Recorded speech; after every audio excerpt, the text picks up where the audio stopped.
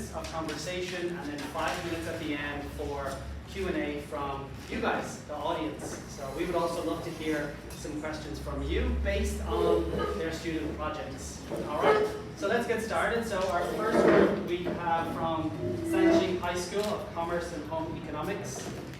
We have Emili, Juliette, and Chinese.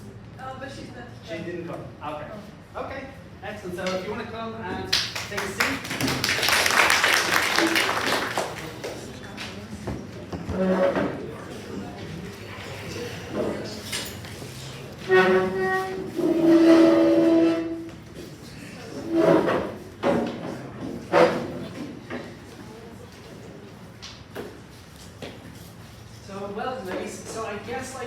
Question from, it's not really a question, but if you could just tell us a little bit, a brief overview of your project for those that may not know.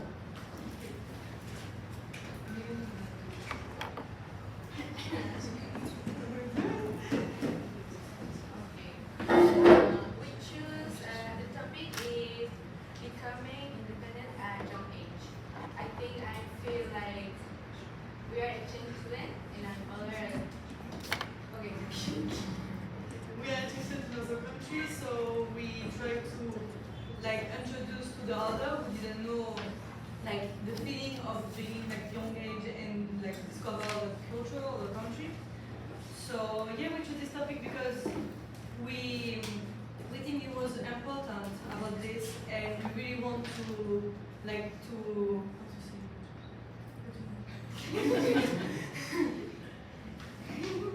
keep going. Yeah, we want to introduce the subject. This is why we choose this one. We think it's really important, and they don't have a lot of subjects we can talk about because we are allowed to do this project. So yeah, this subject is pretty obvious to choose for HN students. Very good. And then what made you choose Taiwan? Why did you choose to come to Taiwan? As Rosalie, me and France is not the same in Mexico, but me and France, you have to choose 3 countries, and they choose the one or the second you choose, because we really have this kind of choice. So me first I was thinking about Japan and Argentina, and one time I meet a guy who go to Taiwan last year, 2 years ago, and he said to me I talked to you and you really match with Taiwanese vibe, and I think you are going to be great in Taiwan. So I said okay, people already say to me they need exchanges in Taiwan because Taiwanese people want to go to France. So I said okay, and really my goal as an exchange student is to discover a new country. No, I don't do exchange student because I want to go to this country. I do exchange student because I want to discover new culture and be more independent. And me, I choose Asia, in general, because I know a lot of Asian people, the chopsticks, I know they eat rice, okay, and I like, so that's why I choose Taiwan. And I want to learn Chinese. So do you ladies speak a little bit of Chinese? Yeah. That's good. Excellent, excellent. For you guys, do you have any questions for the ladies? What was the most difficult thing for you coming from France or from Mexico to Taiwan and live here? What do you miss most, for example? Of course, the language. Learn a new language alone, you're in other country, and it's really hard. Yeah, I think for me it's the same. It's really when I go to Taiwan, it was really difficult for me to first learn English. I don't have a good English level, and I have to learn Chinese with English. So that was really difficult. So right now I'm better in English. Chinese is so difficult for me, but I'm pretty proud of myself to speak more fluent English. And I think the thing I miss the most about French is maybe my family and my friend. Yeah, he doesn't, right? Yeah. So my question is, so this is self-directed learning, and you say you become more independent. But how do you direct yourself to be more independent? How did you push yourself? I think just fact that go to the other, like for making friends or something like this, because you know, like, I think we have all the same mind when we do the exchange, and first we say like, oh, okay, I'm here, I have to be more open-minded for making friends, for like discover new culture. So it's like pushing yourself to do like some stuff and like good work. Yeah. This is I think this is a goal, because we all know like if you don't push yourself to do something, you're not going to allow to do in France or in Mexico because maybe too shy or something like this. Like it's a new country, you are here for 10 months, do it. You know? So I think it's Yeah. And was there ever moments that you just felt really scared? For me, no, because I'm not really like I don't care about a lot of things. For me, like I just like happy to be here and I enjoy a lot. So no, I was never like scared or so, maybe like stressed like for exam or something like this, but never scared or like sad. I just like enjoy, and I remember like it's a good moment and my family, my friend are here for me. So I don't really think about like this kind of thing. Like scared, no, but like homesick, no? Yeah. I miss your family, the food, I miss so much. I was going to ask you about food. Yes, it's so different. Like Taiwanese food, Mexican food is so different. So I really miss. But okay. Right now it's okay. I'm very comfortable with it. You can't find money to go here. I know Mr. Teruto. And or much more update with some Very good. And then, so your project, like the title of your project is Becoming Independent at a Young Age. So looking at, say, the schools that you were in, was there any like big cultural difference or culture shock that you faced because countries are so different and so far away from each other? Was there any big changes or big shocks that you had? Yeah, for me, always. For example, the Taiwanese people, they are like so close, like they're shy and I don't know. And for example, Mexican people, they're so like kind, like yeah, I don't like. Yeah. Can you tell us a story, maybe, of one time you noticed this?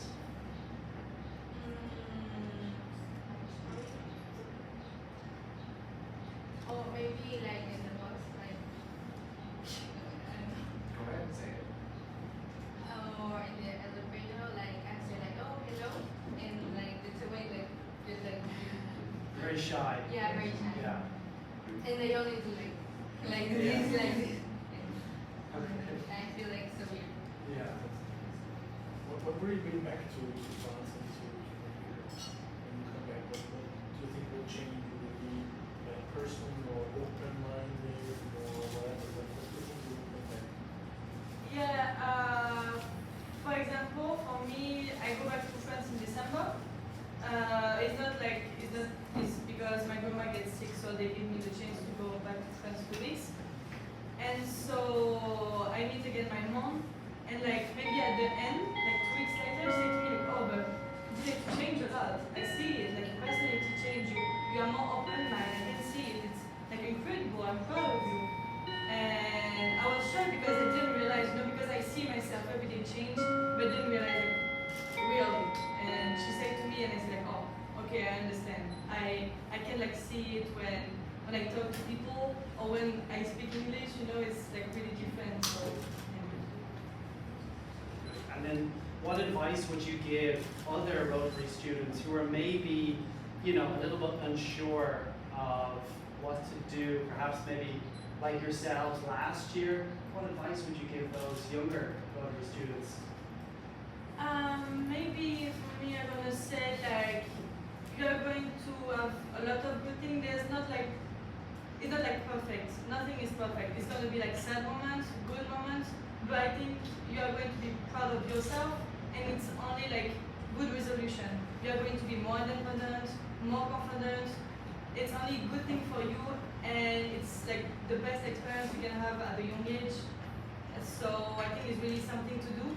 Everyone can do this because really you have to like like go out to the denial and say like, oh okay, I go to the other country, maybe the other side of the world, lonely, without my friend, without my family. You have to really think about this before do it. And when you really think about this and you make sure you are ready, you can do it. And it's going to be like a lot of fun.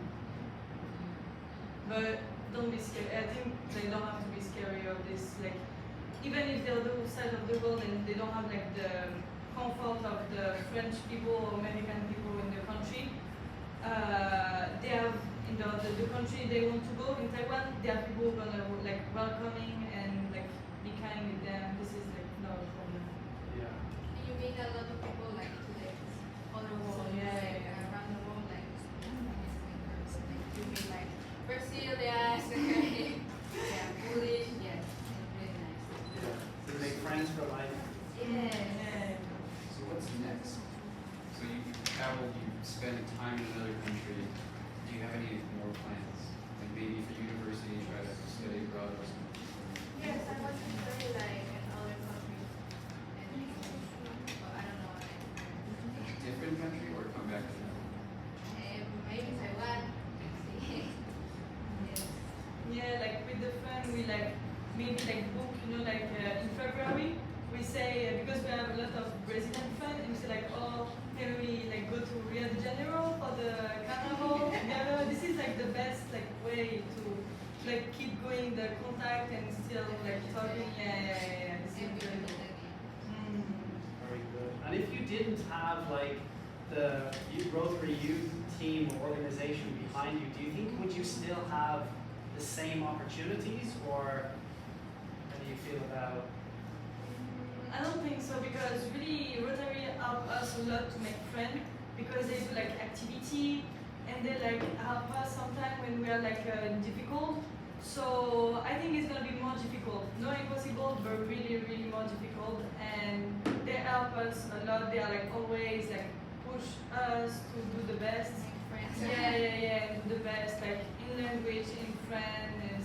Yeah, when you have a problem, you can talk and they know what to do. So this is really good.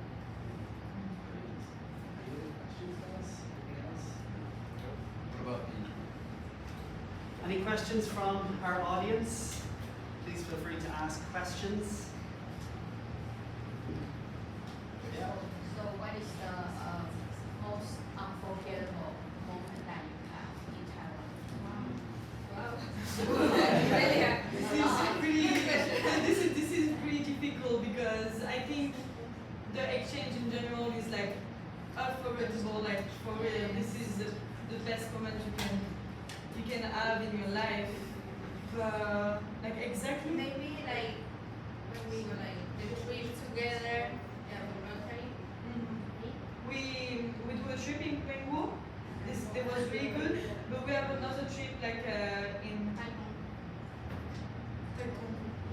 See, we have like a lot of trips. Maybe this kind of thing, because we pass like all day with friends, make activities. So yeah, but choose one moment only is really difficult. I think Good question. Yeah. Any other questions? Don't be shy. You can practice your English. Over there. Yes. Why you chose to go to this trip, not just stay in your country, but also go to high school? This is very hard for young people. Because I think my goal in life is like see the world, like I want to travel around the world and like know like other cultures. For me is because the same, like for little I want to do an exchange like 1 year, like go out of nowhere and like live my life for maybe 1 year or more in another country with no one. And like I meet Rotary and they were like open, you know, like really like making 1 year. In 1 year I already booked the Taiwan and it was coming. Yeah, that's really fast. And really easy too, so really it's pretty good. Very good. Another great question. Other questions?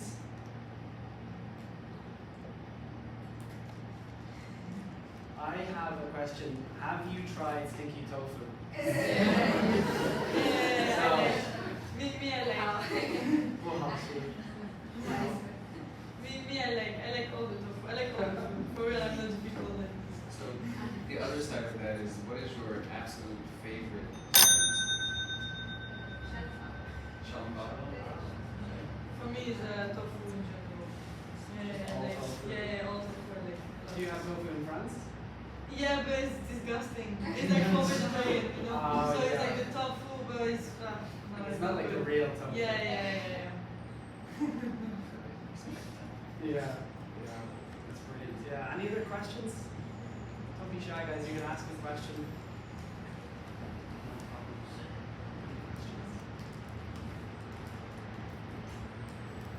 Any questions for you guys? No? No, I can do that. Okay. All right. So thank you so much, ladies. Excellent. Well done. Excellent. Well done. Excellent. Well done, ladies. Thank you. So, in a moment, we will have our group 2.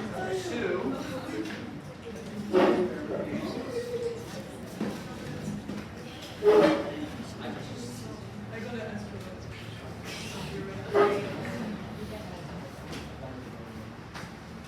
So our second group will be from Daeyeong, Belgium, Daeyeong Senior High School, and we will have Milan, right? Yes, Milan, Maria, Emili, yes, and Juliette, right? Okay, welcome, guys. Welcome.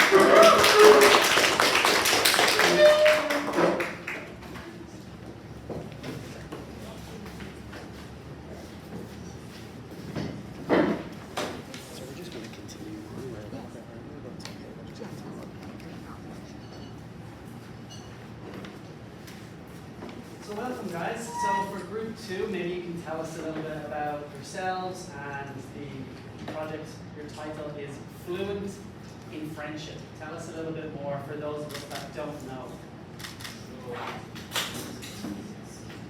Our topic is called Fluent Friendship.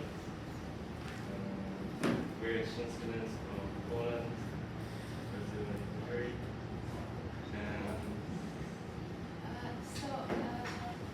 We studied together in the same school, and we were thinking about which topic can we talk. Like we wanted like a topic easy to talk, but a topic not everybody wants to talk about it. And since we were studying together, and any of us speak like we don't speak the same language, and we are already 8 months studying together, so we learned a lot. Like we came here to study Mandarin, but also in the end we learned like a little about each language. And how does this affect us? Like, because I believe if you don't know a language that the person speaks, you don't know truly the person. Like, you don't know like, the culture, you don't know the traditions, you don't know the food, you don't know the country, you cannot know the person truly. So, these 8 months that we stayed together, we could like know each other better, we learned like, our culture, we learned the language a little. So, we wanted to do this project about this. How does that get us together for 8 months? So, Fluent in Friendship, what does that mean to you as a group? So kind of like we chose that because we thought that friendship and like communication is always really close to each other. And that's why what Maria said that we have all different cultures, languages and everything, that we could like, it's kind of like a gate, it's kind of like the bridge to friendship, like it can really help in like, how do I say, like have friendship become maybe stronger even. Before we came here, it was like, we were a little scared I think because like we don't speak the same language anymore, but she said that we thought that for true friendship, like true bond to happen, we have to understand each other fluently. But then we realized it's not like that. But fluency and like learning from each other and like learning each other's languages can also help build this and can be like beneficial if we have actually a friendship. So that's kind of why we chose it. Very good. So it's like the friendship is kind of stronger than how good your language is. Yeah. Right? So the friendship is so much stronger. And then so like, sorry, say. It's not as they want to say, like it's not the fluency that made us friends. It's just like the friendship made us become fluent in other languages. And Like, it's not like, oh, you speak better the language, you're more friends with this person. I think that the most like you want to know the person, the most you try, the most you be friends with them. Basically, like we just think you don't have to be fluent to be Yeah, absolutely. So is English your first language or no? All no. So which we're going to say like we're gonna try less rely on English and more rely on learning each other's languages and the way we Very good. And then did that transfer, say, when you came to Taiwan, how did you, like you mentioned before, like how do you build the connection or bridge the gap with local students in Taiwan High School? we had some students that speak English with us, but as it went on, we couldn't only rely on them in their help. They also got a little tired of like translating everything for us, and so we needed to like step out of our comfort zone and talk with other like students, and yeah, we just tried our best. We tried our best to learn Chinese because they're not that good, but since our class is like very few of them speak English, so we kind of had to learn how to like adapt to them. Yeah. So that's why we sometimes just start with like gestures and like really simple words like that. So. And which grade were you in the high school? Which grade did Right you? now. Yeah, like in the Taiwan high school. 11th grade. Yes. How did you find the other classes, not just English, but like, did you guys take other classes as well as science, art? Yeah. Actually, yeah, we go to aircraft maintenance classes. So we have like in the beginning, especially, I remember we had classes where we had to like change car tires and like airplanes and all of that. And we actually have in school like a classroom that is inside of an airplane. So it's pretty cool. And yeah, those are really interesting classes that I would never really have had in my career outside. So yeah. We also go to like our university itself twice a week to learn Mandarin. So like us three, we came to Taiwan already like knowing English and we learned Mandarin here. But like the other language, our language like Spanish, like Portuguese or Polish, we don't go to classes. We learn like with each other, like daily conversation. I don't know, like something funny, we wanna know how to say, and then we ask, and then we start to say like, oh, let's go to, I don't know, like the beach, and we say, oh, let's go to La Playa. We just use like daily conversations. It was like a mix. Yes, of we say languages that put we together. mix. It must be difficult for you as a Portuguese speaking with those very difficult European languages like Hungarian. But they speak Polish. more Those are really Portuguese. the most difficult languages in Europe, yeah, especially in Hungary. Yeah, but they speak more Portuguese than I speak their language. More easier to the Portuguese and our languages. Yeah, for them, they don't speak like Portuguese kind of easily, but their language is so hard for me. Yeah, it's really hard. That's why like in Spanish. Way to communicate.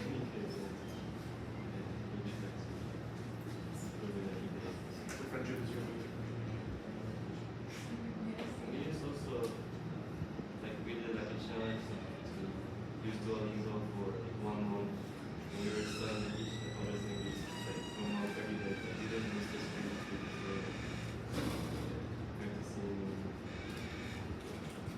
2 minutes a day. And, yeah. Which languages did you practice? All of them, like Chinese and Portuguese and Hungarian? Yeah, I tried practicing Polish. It's really hard, but I tried my best. And also some Spanish, Portuguese are really simple, so those are easier to work on because it's Portuguese. Yeah, that's why. And you traveled around a little bit in Taiwan. Can you tell us a little bit about maybe one of your favorite trips that you've taken so far? You know, like in Brazil, we have like a lot of beach, and I don't have mountains in Brazil. So when I first went to like a mountain near Alishan, you know, I love it. It was like this, I don't go to mountains in Brazil. And then when I first went there, we saw like this sunrise, and so it was, I think it was one of my favorite places in Taiwan here. For me, it's the opposite. It's the beach. Like, my favorite place is Maurer. It's like you, when you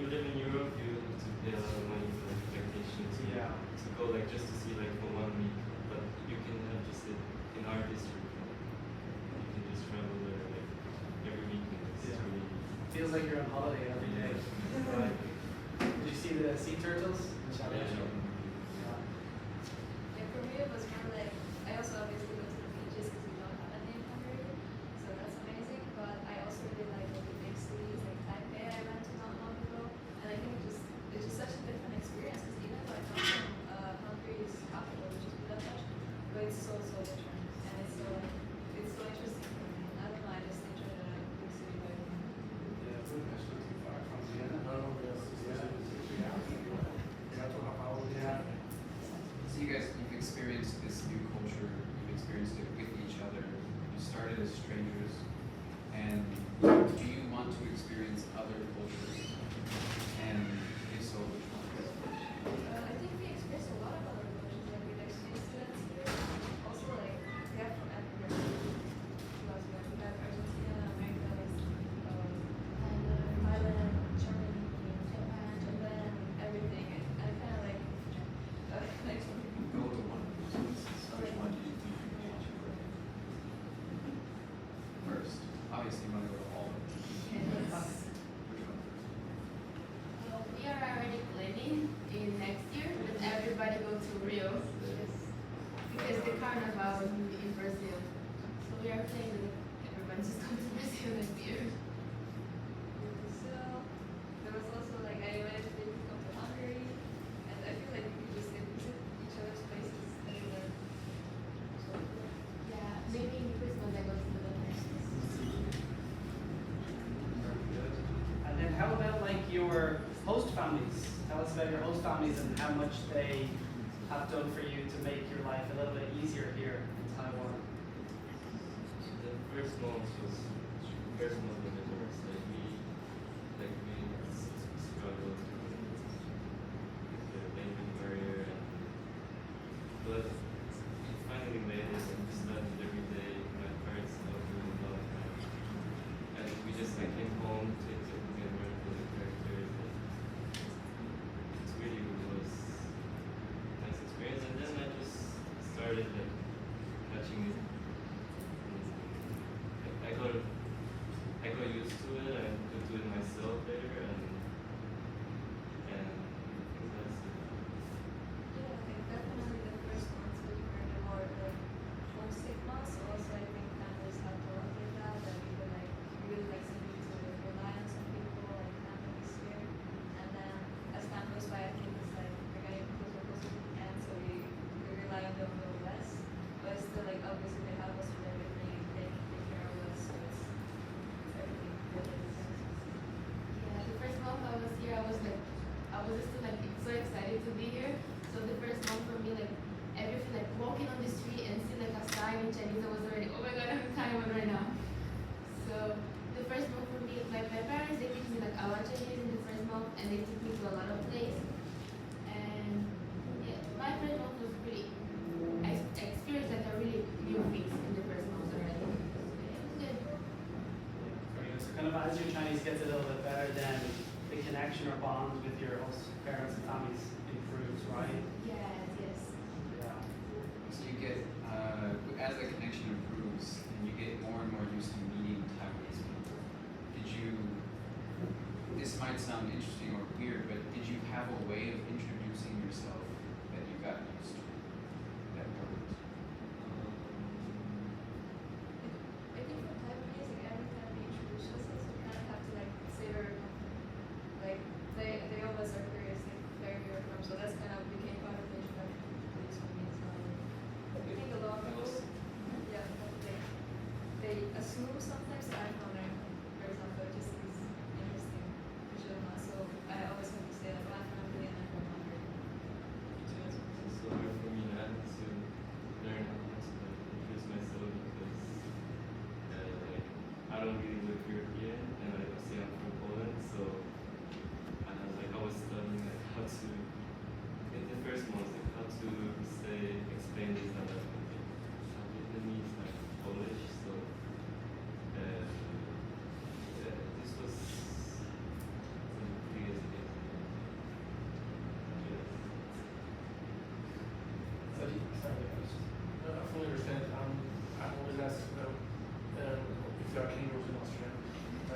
Australia is Austria, so that's may I have another question?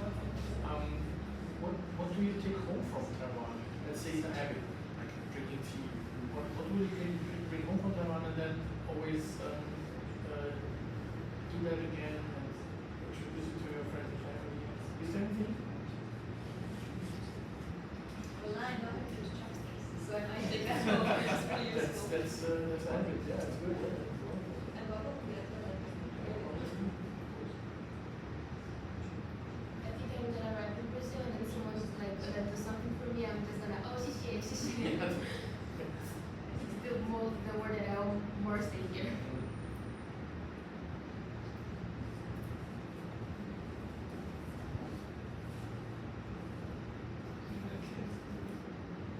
You mean like what we would like remember? Yeah, when you come in Poland and then you drink tea, what you never did before, or you eat more Chinese food, what you never did before. Yeah, I think I would still be missing out. Think about all the Chinese characters I used to study. Yeah, there's a lot, isn't there? There's many Chinese characters. Do you prefer Polish food or Vietnamese food? Actually, but the Vietnamese food here is not as good as the one here. Only the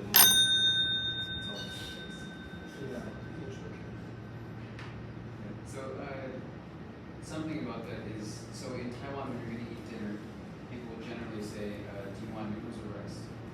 And there's not a lot of variance on that.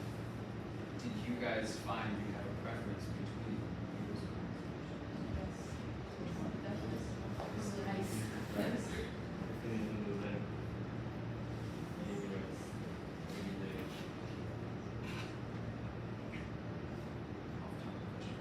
That's good. Yeah. Any other questions, guys? Anything else? Yeah. We'll open up questions for you guys. Yes. How was living in Taiwan change your way of making friends? A lot. Like here, I think we have the freedom to arrive in someone and say like, oh, hello, which country are you? Oh, nice. In Brazil, I would not. Like arriving like a random person to us, like, oh, introduce myself. And here, I think when we first arrived, like all the exchange to this, we were alone. We didn't have parents, we didn't have friends in the first month. So when we first saw each other, like in the first culture meeting, everybody, okay, we're friends already. We're family. Because we don't have anyone else. I think it was really easy to make friends here. Like we kind of have this thing where like other foreigners, they kind of like automatically have this like connection that we are just foreigners in this country and we can just make a bond with you, which country are you from, and like things like that. So it's like the first day or the second day, you all have like a country meeting. The Rotary team will help you set that up, and then you go to your host families. Is it? Yeah, first I arrived to the house families in the airport, and I saw them because we were families together, so I always saw them. But the last meeting I think was 1 week after, so we saw like everybody 1 week after everyone arrived. Any other questions? I just have a quick question for some of the host families that hosted these guys.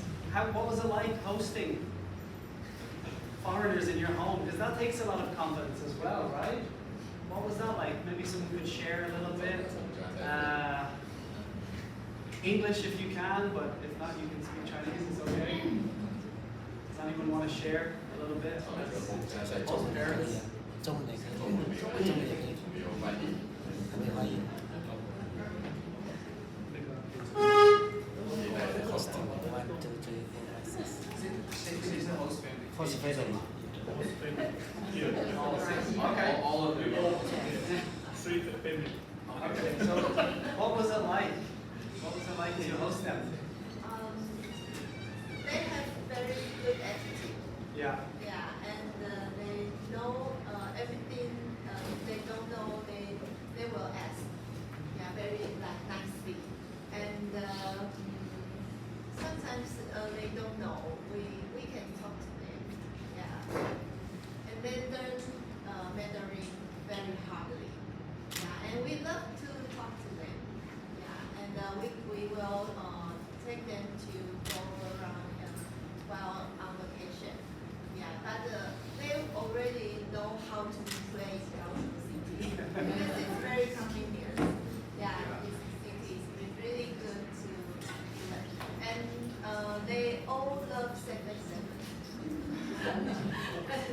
and it's good because they can learn many things in Vietnam.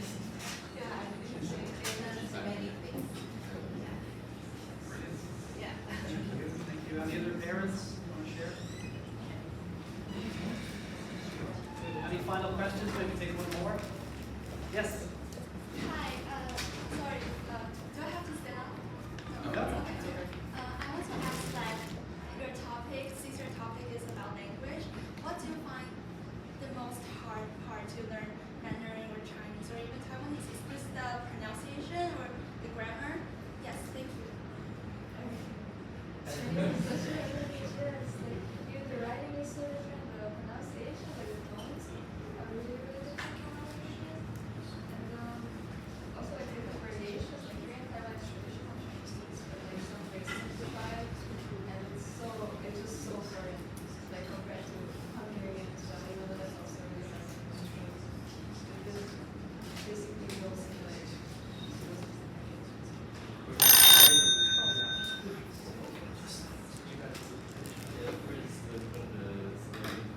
Characters, like the pronunciations are okay, like the tones are it's to learn, but it's just like there's so many characters you need to learn.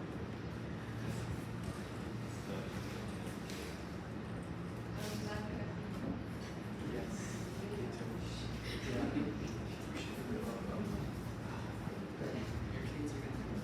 I know. Okay, guys. Thank you so much. Excellent. Well done. Thank you so much. Next group number 3. We have Annika and Rosa from Kaohsiung Xinxian High School and Kaohsiung Industrial High School.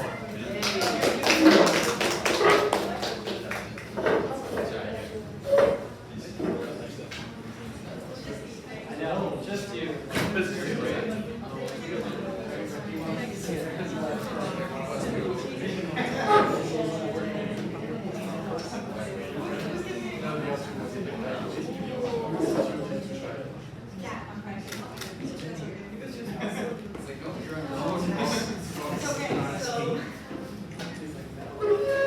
Okay, so welcome, Annika.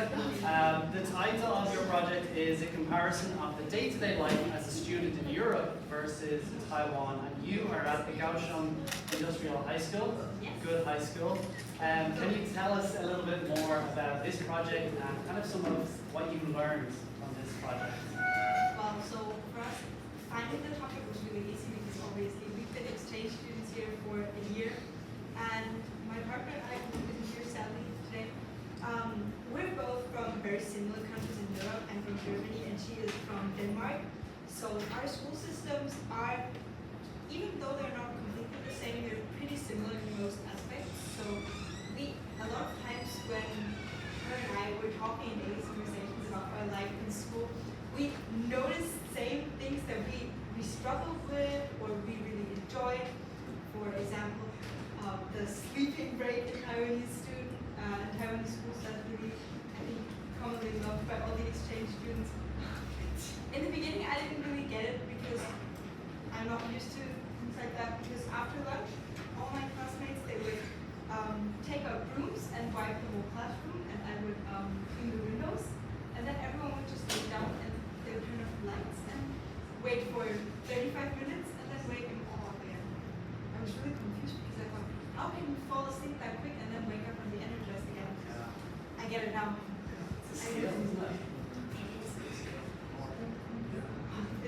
Now it's amazing because I've grown used to it. It's awesome. And another thing is obviously I think the mentality of students in Europe and in Taiwan is very different. In Europe, I think it's normal to go to school, not always super motivated, just living through the day. Here, the students, they're ambitious. Sometimes when I try to meet up with my classmates, I'm just, oh, I'm so sorry, I know we end school at 4, but I have to go to work after, and then at 6 I go back to school for cram school until 10. So maybe do you have time next month on a Friday at 4 p.m. to 4:15 p.m.? I'll have to see. So the students here, they're very ambitious with their work and the work ethic. respect for the teachers. I think in Europe, our teachers, they're usually on the same level as the students, I would say. Not in a disrespectful way, but you can talk to a teacher, to most teachers, the way you can talk to other students. And here in Taiwan, I think it's very much, the teacher is still a very respected person. I think no one would talk badly about the teacher in front of other students as well. All of my classmates, they respect their teachers, and even if a teacher is maybe mean to them or not a very understanding teacher, you would never, ever talk badly about your teacher. I think that could be. So, me and my partner, we both noticed things like that, and we thought, wow, we should really make a project talking about exactly that. And so what happened? Very good. Very good. Yeah, so I noticed you said that Taiwanese students use books a lot, whereas in Western schools we tend to use more digital tools. Yeah, that's true. Actually, in the beginning of the school year, I got all the books that my class uses for me to feel part of the class. And when I counted, like, school books, including workbooks, I had got 40 books in total for all my classes that I carried around with me daily to fit in with my class, because when they opened their book, I would also open my book, and my classmate would tell me, "Annie, you have to highlight this part on this page because it's going to be important in the exam later." I highlighted all the pages, but it didn't really happen. Good. So you, this kind of difference is noticeable, especially in recent research. We've noticed that less digitalized classrooms are beginning to outperform more digitalized classrooms. Yeah, that's true. Did you see that difference? What I've noticed is that in my school, they recently changed all the whiteboards into digital whiteboards for the teachers to write on. But I think that's the only really modern thing I've noticed in school. For example, in the high school that I went to in Germany, you could use iPads also as a form of books, but also worksheets. Because teachers would find it way easier to just airdrop the homework to the entire class on their iPad. And there could also be less excuses of forgetting your book because you just need one iPad. And actually, I haven't been missing that a lot because I really enjoy this writing with paper and pen. I like that a lot, and I think Taiwanese students, they're very used to it, and I think they have their good methods of learning with their books. I've not seen a lot of students also use iPads for note taking, none of that. Also in their free time, I think they still really prefer the paper and pencil, which I was surprised about because I noticed that Taiwan is a really convenient digitalized country, but not in the education system. I'm not saying it's not advanced, but I just noticed that. And how, so kind of just to follow on from your point, it's like, how about mobile or cell phone use in Germany and Denmark compared to Taiwan for student life in schools? Oh, so in Germany, we usually have no phone policy in school, but that just means that don't use the phone on the hallway or in the classroom. And if you do it, and the teacher will see it, they will take your phone and take it to the office for the rest of the day. Here in Taiwan, in my classrooms at least, we all have kind of tiny pockets on the door frame with the numbers of all the students in the class, so that when the teacher comes in, he can check which numbers have not handed their phone in yet, and they will ask, number 27, where is your phone? It's not in the pocket. And they will have to go and bring their phone in right in front of the teacher. So I noticed that when I go to class, all the students that come after me, they put their phone in the pockets and they leave it there. Some students get it out in the break, not all do. I think it's actually a really good habit, because in Germany I'm used to always have my phone not on the desk because that's not allowed, but at least somewhere where I can reach it quickly, like in my bag or on the side of my jeans. And I think it, I can't really say that, it is distracting, at least when it beeps in class, and you just want to look at it. You have the impulse to look at it. And I feel like in Taiwan,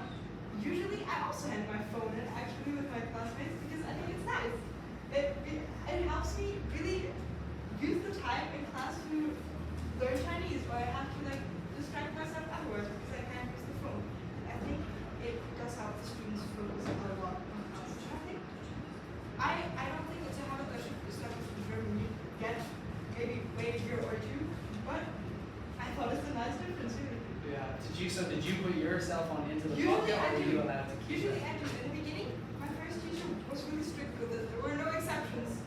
Also exchange students have to put their phones in the phone pocket. Okay, yeah, that's fair. Oh, I also noticed some classes they have actual phone boxes where the phones get put in and then the box gets locked and carried around with the students to all the classrooms throughout the day. So there's no in-app phone during break time. Did you ever have to carry the box? No, we don't use the box. Luckily. Just pockets. Maybe that's for the very complicated students. I never had to use the box. All of our classes in school use the box. Every single It must be very ambitious. I don't think my classmates can survive the box. Box. So is there an experience that you had that you thought, oh, this is not going to go well, but suddenly you felt like, this is amazing. Maybe Just kind in of- school or in the year in general? In the year in general, just one experience that you were glad that you came here to experience it. I think it's not one particular experience, but the becoming independent very quickly. Because I know we have the exchange program at the Rotary that's always by our side and that we can always talk to. But also we're not children anymore. We have to learn to, especially in a foreign country, to kind of get along ourselves. So, for example, when you have to go somewhere, you have to take the MRT and the bus yourself, and there's no one that's going to always help you and hold your hand doing things. You have to stand up for yourself and do things yourself and get places yourself. You do get pocket money by the grocery, but you have to learn how to calculate the money yourself, so you don't have to ask your parents either back home for money every week, maybe just on a monthly basis. And also with the language, sometimes you will have to ask strangers, or you have to come up to people and say, sorry, do you know how to get there? I think I lost my wallet in the train station and help you. Things like that.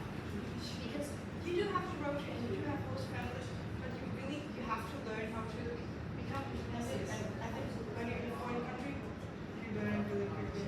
I know in Germany, I've been not a shy person in general, but more on the introverted side in general. But I think that I've kind of gotten rid of that here really quickly. Yeah, that's. And so what was it like then living with the host families? Because some of the other groups mentioned the first month was the hardest. Did you also find that as well? Not the hardest, but not the hardest, but it was a challenging month for sure. Because it's the first experience of everything. First month in a new country, first month trying to speak a new language that you haven't learned before or haven't used before, and first month in a new home with new parents that make the rules. Because in Germany, I used to be a really independent person. You just, take the train to Berlin for 40 minutes, or you go out yourself, and your parents say, oh, please be back in the evening, sometime, get home safe. And here, it's a lot of, depending on the host families, there's going to be rules that you have to follow that you aren't used to in the beginning. For example, my host family would always ask me to text them when I arrive in school, and then text them when I get back home from school, and text them if I go out after, and text them what time I think I'll be back, and when I am actually going to be back. And it's something to get used to, because also all the host families with each other, they're different. So sometimes my other exchange student friend is allowed to stay out until 10:30. Why am I only allowed to stay out until 11? And there's no discussion, because that's your host family, and you have to learn how to deal with it if you want to become part of the family. And with my first host family, what was also really challenging for me is that they didn't speak a word of English at all. And when you're new to everything and you also don't know culture and kind of etiquette, how to talk and what to do, it's really challenging, because you're always scared that you're gonna mess up and you don't even know that you just messed up. Now, I changed host families once in the beginning of the year, and I feel like now everything goes a lot more smoothly, and you're also able to relax more, because you kind of know the basic. I know when to text my host parents to let them know when I'm coming home or not. And also as language skills improve, it kind of gets better. So with my second host family, I can really say they're my family in Taiwan, kind of, and I'll miss them a lot. So will you bring back to Germany and try to introduce the Latin system into school? I mean, I can try, but I don't think that will go really well if I just put my head on the table and sleep for 40 minutes. My teachers wouldn't appreciate that if I tried to integrate that into class. I can try. Thank you. I'll let you know that part.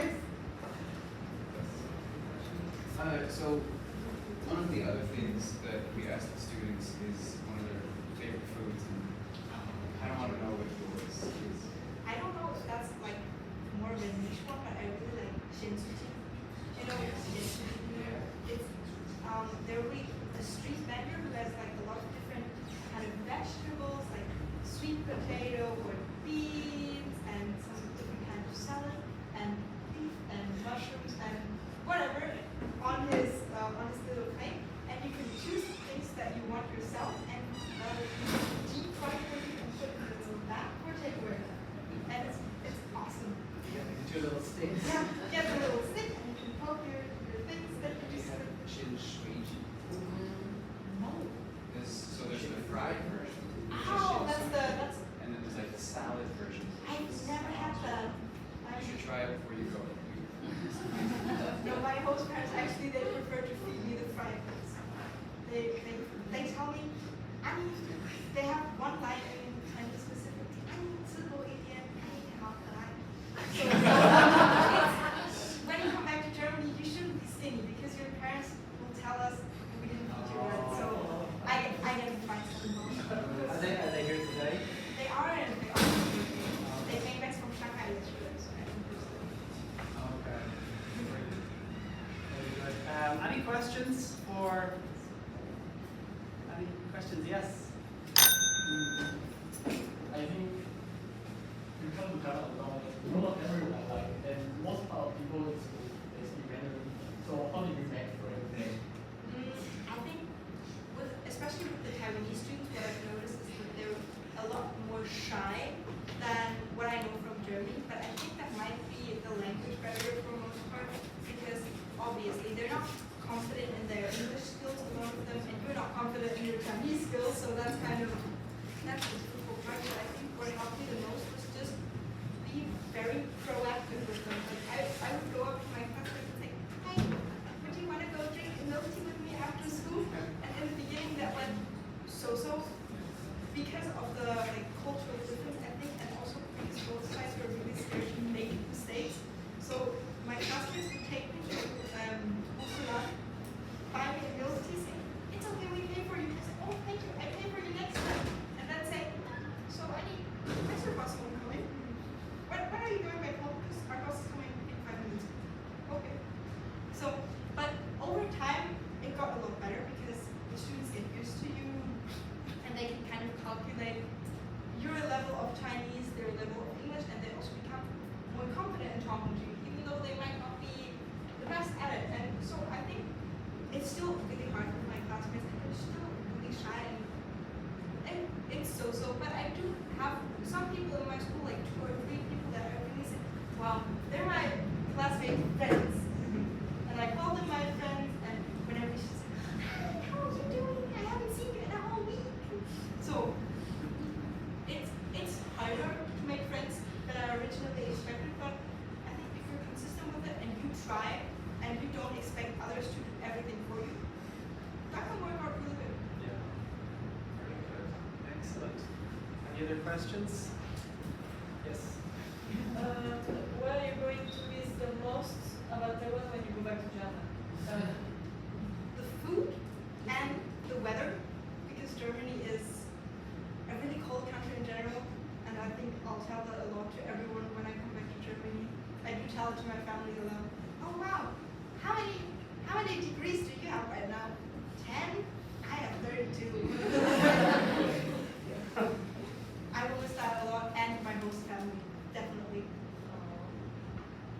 Yeah.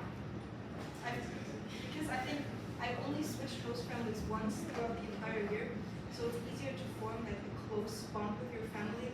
And I would say I'm really close with my family. I consider them my actual family, and I call my host mom and dad, so. That's brilliant. I guess that just shows like the hard work that Rotary do, right? The Youth Rotary Club and the exchanges, Fluent and Jingu, right? Really do a good job to place students all over the world. So, yeah, brilliant. Other questions? No? Okay, Annika, thank you so much. Well done, brilliant. Our fourth and final group will be from Tianjin Gaozhong. We have Yuan, Huang Yanshuo, Teruto Iguchi, and Juliette.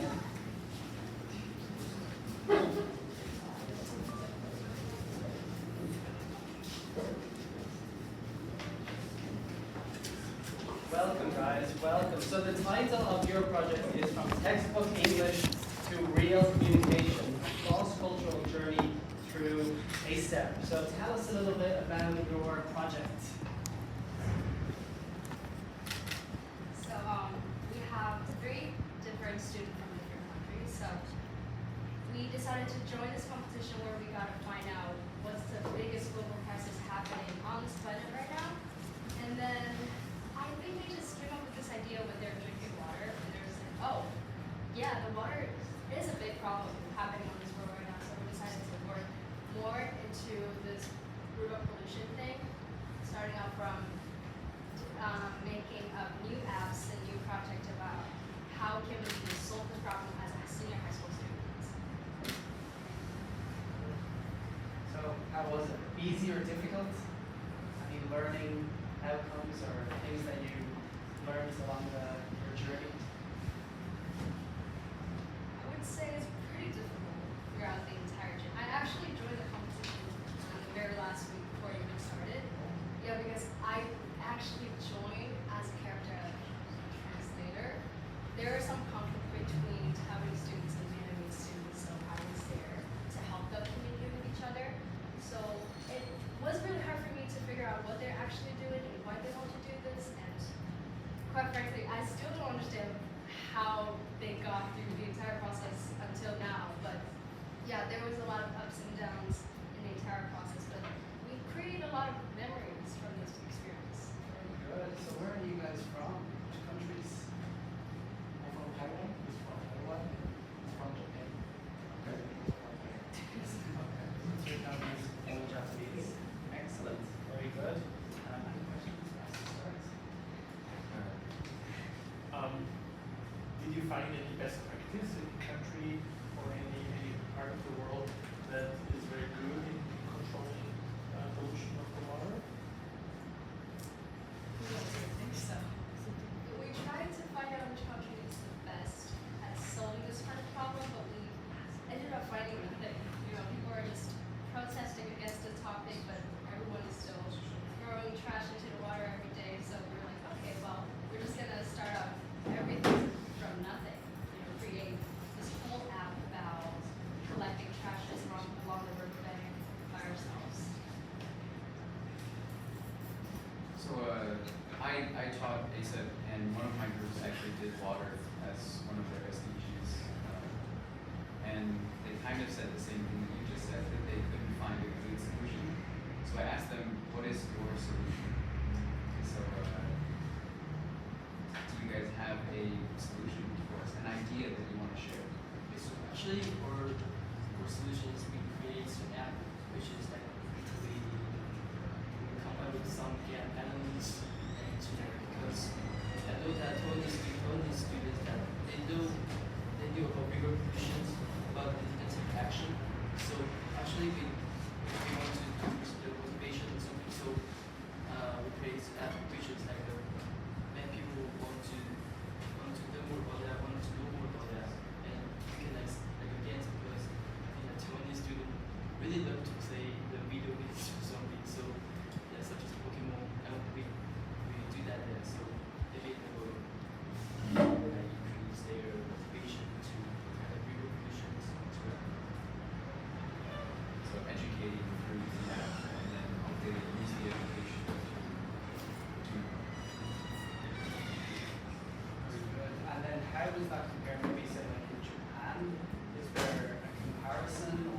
the water pollution situation like in Japan?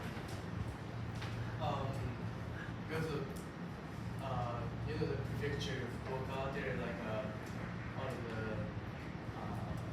bomb, like a factory, like raided. And then after that, around the area, there are a lot of like pollutional labor and then personal like area. Yeah, we can enter there, and then yeah, so the like kind of part of the area and river is still like so poisonous. Is that the Hiroshima or Fukushima? Fukushima. Yeah. So do you guys have any examples of countries that are kind of close to being a role model for other countries? Maybe no country has done a great job yet, but is there someone who's a little better than all of the other ones?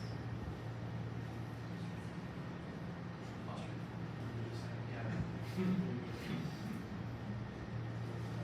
mean, we have pollution, of course, but our lakes are all, we say, drinking water quality, so our politicians take the lake water and drink it to show them that they're clean. Yeah. So most of the lakes are really also dirty. So no factory is allowed to push or to give waste into the lake without any chemical device before. So that's cleaning the water and we can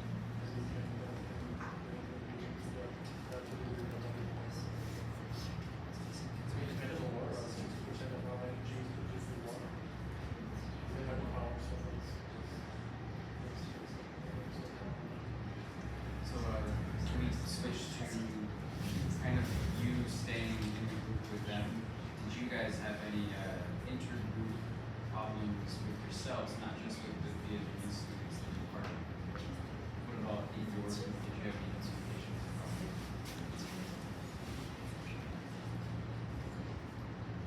I don't really think we do, because three of us speaks Mandarin really well, but with him, he speaks Japanese. So I have no idea about Japanese, I have no idea about Japan, even though it's really close to Taiwan. But he also tries very hard to learn Mandarin. So I would say he's pretty fluent in Mandarin, so we don't really have any Since communication you're basically problems. Taiwanese. Yeah. I'm still like came here and I'm 9 months and just studying every day. But the every characters are very close. Yeah, so you know, like speaking way is so different. Yeah. So I really can't understand Japanese and understand Chinese. When you say, or when you see the word exit, then you know it's exit. yeah, Sign, yeah. no sign. Okay, no pronunciation. Yeah.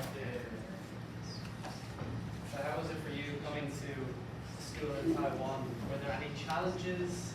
Did you have some new discoveries in your high school at Shenzhen? Yeah, I did challenge a lot like here, like this competition or like yeah, actually Fluent has a competition of the Chinese. Every exchange student do this one. Then I got the second prize for the Chinese competition. So yeah, like I really hard to study Chinese. I really So who got first? Are they in here? Did somebody get number one? Who was the first number one? You? Oh, did you get it? So, as Taiwanese students, you've been friends with a foreign exchange student in your group, you've had foreign exchange students in school. What advice would you give to other Taiwanese students that are going to have foreign exchange students with them? What would you tell them to do or to maybe not do? Just don't afraid to speak because I think most part of people can't communicate with foreigners because they really afraid to speak English. Because our education tells us we need to always be right. We need to get a high score in school. But at the same time, we are so afraid to speak in English. But that is make us can't communicate with people. You're doing it right now. Yeah. It's something interesting, right? So there's like I really afraid of speaking English, and like after last year I went to the UK to study abroad for a while, and that is really unforgettable experience for me. Like I really made a lot of friends there, and at first I didn't know how to speak English, and just because this English is a school subject in Taiwan, so yeah, we didn't share any like speaking or listening. Listening real, yes, but just speaking with no friends, no friends. So when I went to the UK, I just faced so many challenges when I'm here. And after that, I just saw that we just need to be no afraid of speaking. As he said, yeah, no afraid of speaking. We just don't be shy. Just to speak out. Okay, like actually, it's not as English, but they also have like so active for the language, and then he learning like a lot of language, like French, like Indonesian, like which one, like everything, every language, interesting. And he also studied abroad to UK, like 2 months, 3 months. And he followed like culture shock and close cultural like connections. She also like speaking English definitely, and then she lived in Taiwan, but like, her English is pretty good, so I think everyone like acting for To answer your question, I would give the biggest advice for Taiwanese students who are about to encounter foreigner students. I would tell them to not talk about the foreigners behind me in Mandarin in front of foreigner students, because they obviously understand. Like I have faced with a lot of foreigner students or exchange students, and I always would like to ask them, like, what is the most awkward thing you've ever heard from students around you that are Taiwanese? And they're like, oh, they just stand in front of me and be like, oh, the foreigners in front of me, or like behind me, or like whatever, and they think that I don't understand. And I feel like that's something could be really disrespectful to some countries' people. So I feel like that's the biggest advice.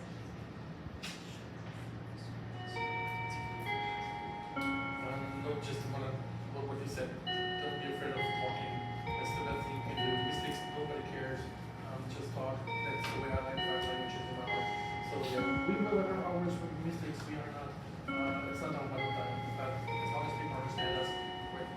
Good job. We do that. Don't be shy. So there's the other half of that question, which is, yeah, for Taiwanese students to interact with foreign students, but what advice would you give to the foreign students to better interact with Taiwanese students? What did they do that really worked, or what did they do that didn't work?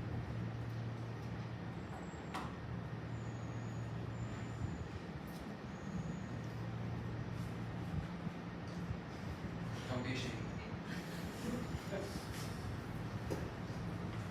think on average, Taiwanese students are just very shy. They don't talk to foreigners. Well, half of them think that foreigners from Western are very, I don't know, aggressive somehow. They feel like, oh, I should be talking to them because they have blue eyes. Like, I'm scared of blue eyes. Like, the Western people are gonna lie. Like, they think a lot of stuff before they even, step into those foreigners and talk to them. So I feel like that's the. Well, you can't obviously tell the foreigners to change your eye color. So I would say maybe it'll be better if you guys can talk first, and maybe just wait a little longer until they become more, less introvert. Yeah. So it takes a little bit of time to warm up. Yes. So I just ask the foreign student to be the first one to make conversation. Yeah. I just had a question because we have Teruto, who's obviously Japanese. In general, from my experience in Taiwan, we love to go to Japan, right? We love Japanese culture. Now that you have Teruto as a friend, has it changed your perception or ideas of Japan and Japanese culture now that you have a Japanese friend? I saw with Japanese very difficult before because I just learned on textbook and I didn't talk any Japanese because we learn a lot of Japanese. Like every word is very formal. Like native speaking to like in very formal ways. Everyone like Teruto teach me a lot of the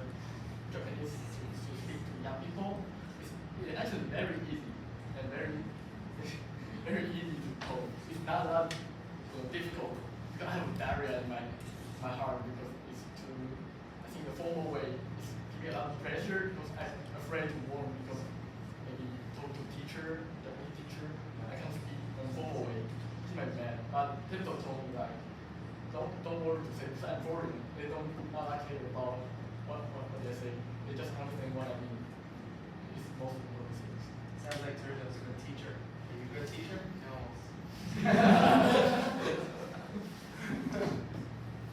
Very good. Are we going to open questions from before? Oh, sorry, yeah.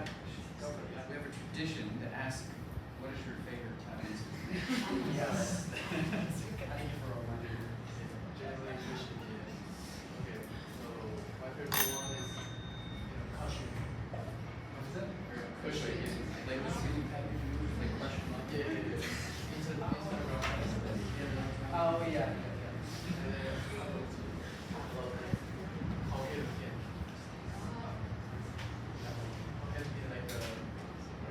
Fish hot dog.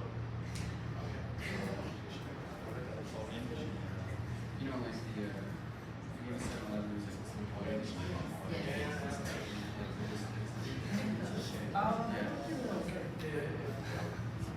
little oil. $7-Eleven is amazing.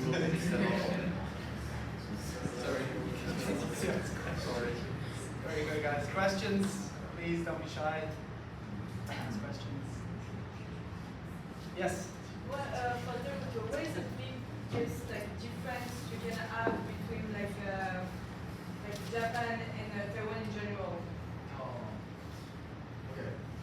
Like Japan and Taiwan, so the land is so close, and culture also so close. But the most biggest one is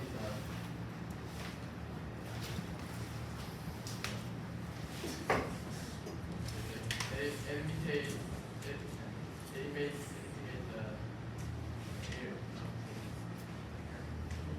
Say in Japanese. Burp. Yeah. And then Perfect. So in Japan, can you explain to her maybe what it means when you burp? yeah, When you burp, why would you burp in Japan, but in Taiwan people chirp? like the only people who so much. Yeah. So in Japan, would that be seen as rude? It's Or? so Okay. yeah, so I already surprised a lot of it. Very good. Other questions? Any other questions? By the way, you were doing a very good job with Christian. Oh, thank you. Thank you so much. Yeah.